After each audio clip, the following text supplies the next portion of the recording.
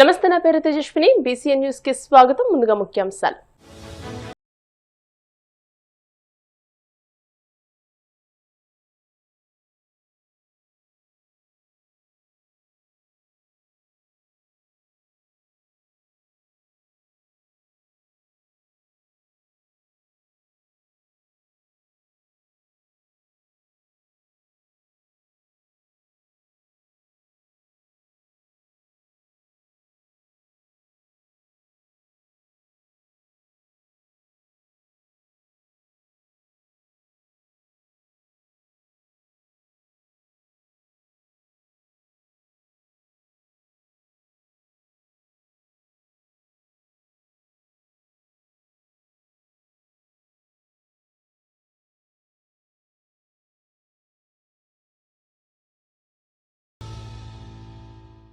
Telugu Desam party ప్రతి ఏటా నిర్వహించే మహానాడును ఈసారి నెల్లూరు జిల్లాలో అత్యంత ప్రతిష్టాత్మకంగా నిర్వహించాలని నిర్ణయించామని మంత్రి ఆనం రామనారాయణ రెడ్డి వ్యాఖ్యానించారు. నెల్లూరు జిల్లాలో మంత్రి ఆనం రామనారాయణ రెడ్డి పర్యటించి పలు కార్యక్రమాల్లో పాల్గొన్నారు. ఈ సందర్భంగా ఆయన మాట్లాడుతూ మహానాడు నిర్వహణకు పలుచోట్ల స్థలాలను చూశామని పేర్కొన్నారు. ఈ కార్యక్రమానికి పెద్ద సంఖ్యలో డెలిగేట్స్ వస్తారని తెలియజేశారు. ఈ స్థలాలకు సంబంధించిన నివేదికలను జాతీయ పార్టీకి పంపించామని చెప్పుకొచ్చారు. 1-2 రోజుల్లో ఈ పనులు ప్రారంభమవుతాయని వెల్లడించారు.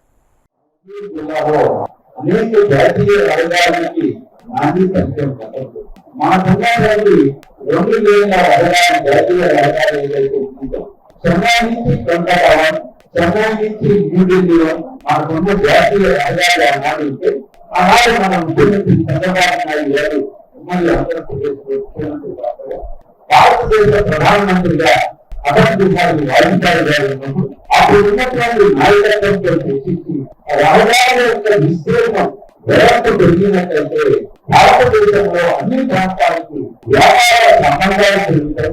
వ్యాపార లావాదేవీలు పెరిగినప్పుడు ఆ ప్రాంతాల అభివృద్ధి చేయడానికి దోహదపడుతుందని చెప్పి ఒక సూచన అలాగే మన ముఖ్యమంత్రి చంద్రబాబు నాయుడు గారు ప్రధానమంత్రి అటల్ బిహారీ వాజ్పేయి గారిని సూచిస్తూ ఎంత పెద్ద ఎత్తున రహదారులు నిర్మాణం చేయాలి అంటే అంత డబ్బు ఉండాలి కదా దేశంలో అని చెప్పి ఆలోచన చేసిన వాజ్పేయి గారి ప్రభుత్వం అన్నాడు, ఎక్కడి నుంచి దీన్ని మొదలు పెడదామంటే నెల్లూరు చెన్నై మధ్య ఒక 4,000 రహదారిని మొదలు పెడదాం. రహదారిని ఏర్పాటు చేయడానికి భూమిని మాత్రం మనం చూపిస్తాం.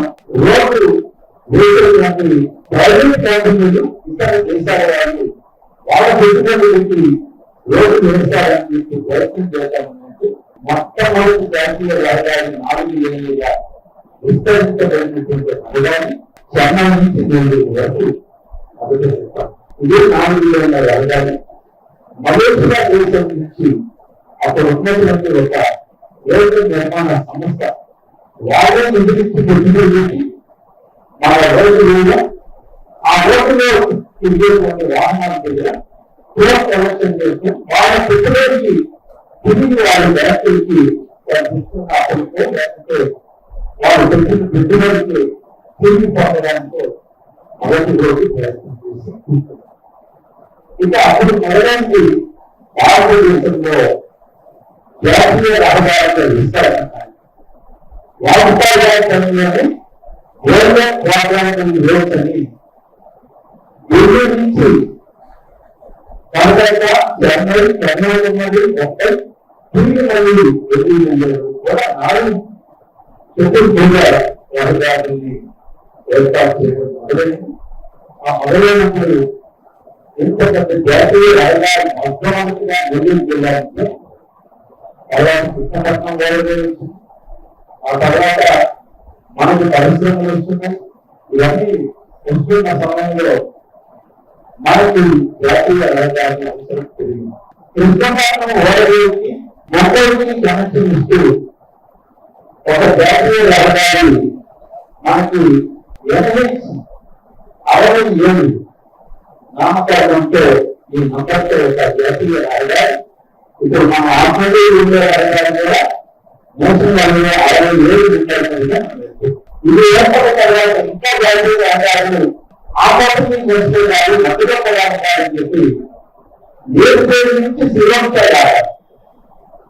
ఒకరోజు మధ్యలో వెళ్ళడానికి ప్రయత్నం చేస్తే 565 ఇంజక్షన్ అవైలబుల్ నంబరించి శ్రీకాళహస్తి దగ్గర ఉన్నటువంటి ఏడుగురు రాబోయే సంతలు వాళ్ళ మీదుగా ఇవాళ మరిపాలను ఉదయగిరి ప్రాంతాన్ని చర్చిస్తూ ఒక జాతీయ రహదారి తెలంగాణ నుంచి దిగువ జాతి ఏర్పడింది. రహదారి మీద మరొక రహదారి రావాలనేటువంటి అవసరం ఉంది.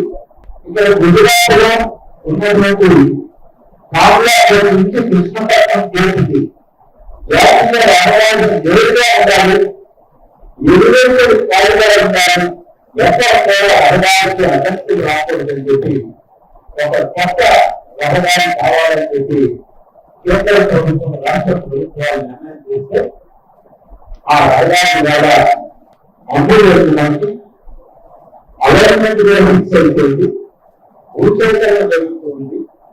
ఈ భూసేకరణ జరగడంలో అది కూడా కూటమి ప్రభుత్వం ఏర్పాటయ్యాక రాష్ట్రంలో అంబేద్కర్ రచించిన రాజ్యాంగం బదులు రెడ్ బుక్ రాజ్యాంగం అమలవుతుందని మాజీ మంత్రి విడుదల రజనీ మండిపడ్డారు. హైకోర్టు ఆదేశాల మేరకు చిలకలూరిపేట పోలీస్ స్టేషన్ కు హాజరైన అనంతరం ఆమె మీడియాతో మాట్లాడారు. 2 ఏళ్లలో red book holdings blood book మారాయని ధ్వజమెత్తారు. ప్రభుత్వ వైఫల్యాన్ని ప్రశ్నిస్తున్న ప్రతిపక్షాల గొంతు నొక్కేందుకు పోలీసులు అడ్డుపెట్టుకుంటున్నారని ఫైర్ అయ్యారు.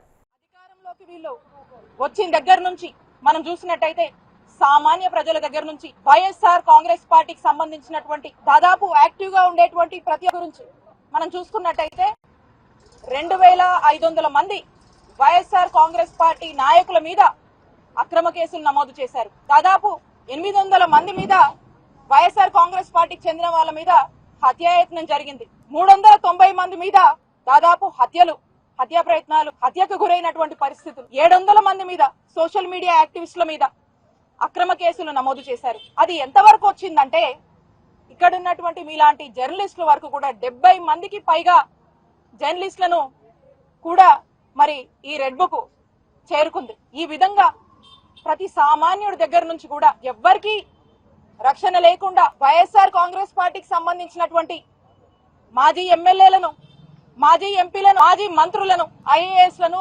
ఐపీఎస్లను, ఆఖరికి మీ జర్నలిస్టుల దాకా కూడా మరి ఈ రెడ్ బుక్ ఏ విధంగా ప్రభావం చూపుతుందో ఒకసారి రాష్ట్ర ప్రజలు అర్థం చేసుకోవాలి. ఇది ఎంతలా అంటే దీన్ని బ్లడ్ బుక్ అని నేను ఎందుకు అంటున్నానంటే ఇదే పల్నాడు జిల్లాలో అలా గవర్నమెంట్ మారింది, కూటమి ప్రభుత్వం అధికారంలోకి వచ్చింది. ఏ విధంగా ఇక్కడ ఉన్నటువంటి మన రియాజ్ని, ఏ విధంగా రషీద్ని ఏ విధంగా హత్య చేశారో మనం చూసాము. మందా సాల్మన్ గారిని ఏ విధంగా హత్య చేశారో మనం చూసాము.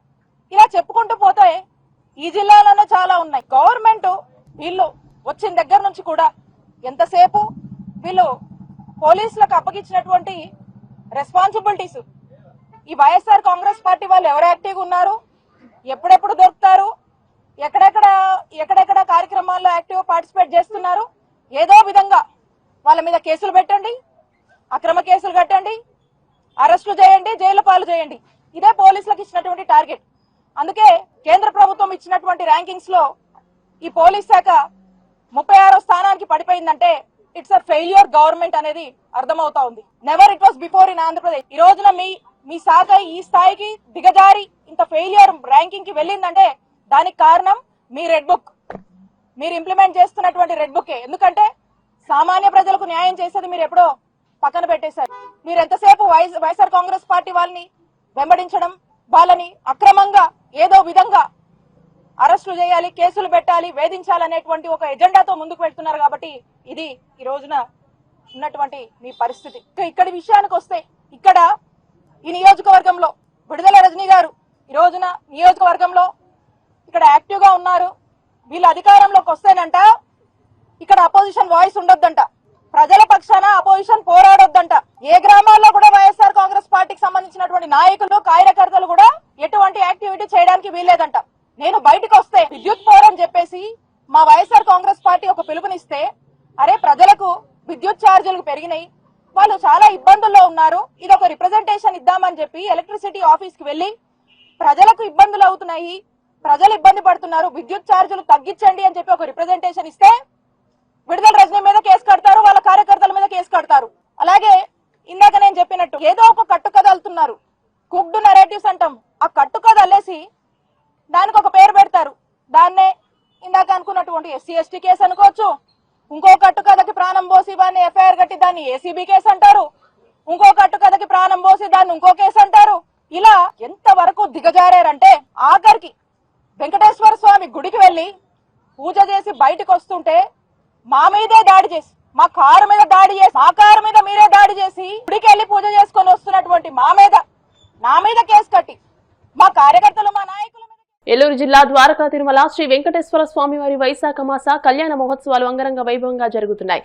ఇందులో భాగంగా వేద సభను ఆలయ అర్చకులు ఘనంగా నిర్వహించారు. అనంతరం ధ్వజారోహణ, అశ్వవాహనంపై శ్రీవారి గ్రామోత్సవం భక్తులను కనువిందు చేసింది. శ్రీవారి కళ్యాణ మహోత్సవం వీక్షించేందుకు వచ్చిన సర్వదేవతలకు వీడ్కోలు పలికే నిమిత్తం ధ్వజ అవరోహణ కార్యక్రమాన్ని నిర్వహించి ధ్వజపటానికి అర్చకులు హారతులు అందజేశారు. ఆ తర్వాత ఆలయ ప్రాంగణంలో అశ్వవాహనంపై స్వామి అమ్మవార్లను ఉంచి ప్రత్యేక పుష్పాలంకరణ చేశారు. అనంతరం మేళ తాళాలు, మంగళ వాయిద్యాలు, వేద మంత్రోచ్చారణ నడుమ శ్రీవారి వాహనం ఆలయ ప్రధాన గోపురం మీదుగా క్షేత్ర పురవీధుల్లోకి వెళ్లింది. ప్రతి ఇంటి ముందు స్వామి అమ్మవార్లకు భక్తులు హారతులను సమర్పించారు.